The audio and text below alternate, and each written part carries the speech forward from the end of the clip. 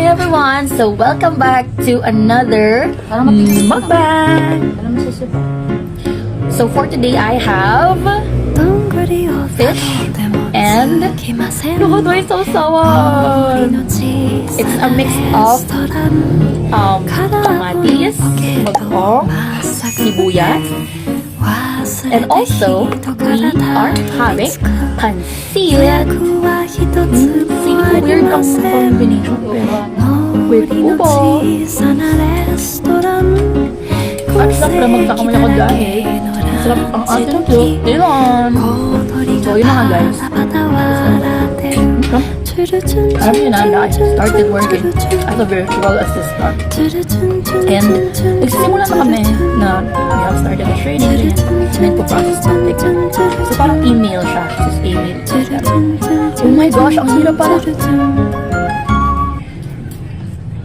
Mag-assist ng customer kapag hindi like super hirap.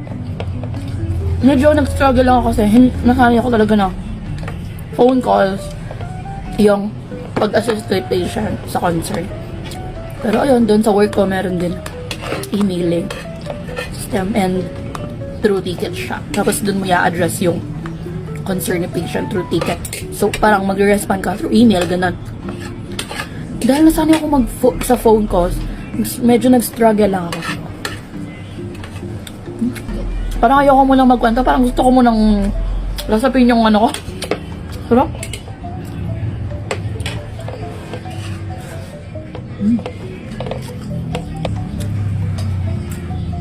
Sobrang sarap.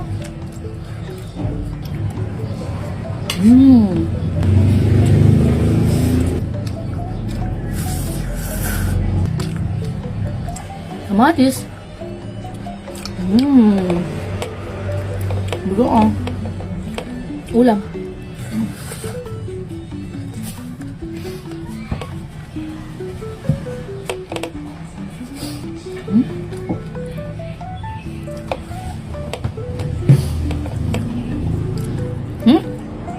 Kahit sila ulam ko eh.